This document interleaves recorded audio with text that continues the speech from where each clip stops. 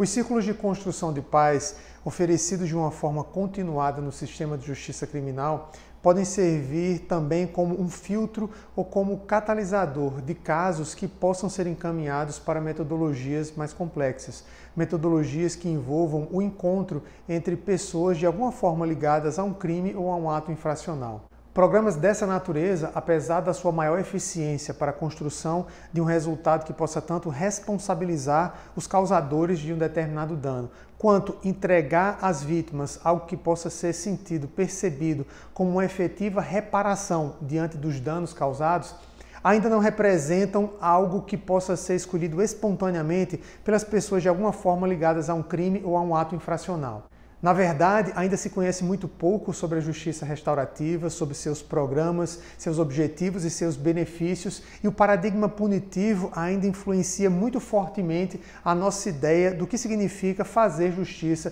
diante de uma violação cometida. Entretanto, quando as pessoas começam a participar dos círculos de construção de paz, quando começam a compreender melhor a ideia de justiça proposta pela justiça restaurativa, quando começam a ter contato com os valores da justiça restaurativa e quando principalmente começam a perceber os benefícios que podem extrair da participação em um programa de justiça restaurativa, é possível que comecem a cultivar também o desejo de participarem de programas que tenham uma maior complexidade e que envolvam, por exemplo, o encontro entre aquelas pessoas de alguma forma afetadas por um crime ou por um ato infracional. No caso dos ofensores, por exemplo, o sentimento de arrependimento decorre não raras vezes das consequências que eles próprios precisam enfrentar em razão do ato que cometeram. A imposição de medidas cautelares, a aplicação da prisão, seja ela definitiva ou provisória, o reflexo dessas medidas em seus familiares, o preconceito da sociedade, a dificuldade de encontrar emprego, entre outros.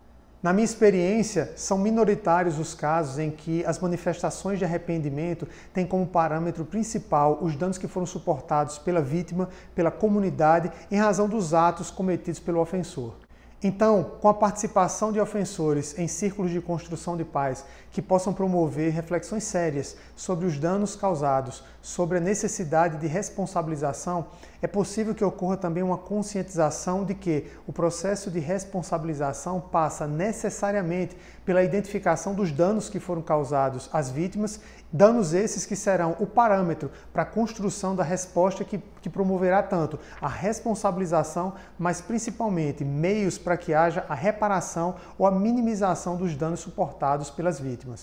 E no caso destas, as vítimas, já dissemos outras vezes que os círculos de construção de paz podem representar tanto um espaço de apoio, de acolhimento, mas também uma oportunidade para a apresentação da justiça restaurativa, seus benefícios, seus valores, de modo que essas pessoas sintam-se cada vez mais inclinadas, mais interessadas em participarem de outros programas de justiça restaurativa. Por fim, mesmo nos casos de programas restaurativos que têm por objetivo a promoção de encontros entre pessoas de alguma forma ligadas a uma determinada violação, é possível a utilização dos círculos de construção de paz. Nesses casos, os círculos podem auxiliar, por exemplo, na fase preliminar do programa, auxiliando na conscientização, na informação e na criação de um espaço, de um ambiente propício para que possam avançar no programa de justiça restaurativa.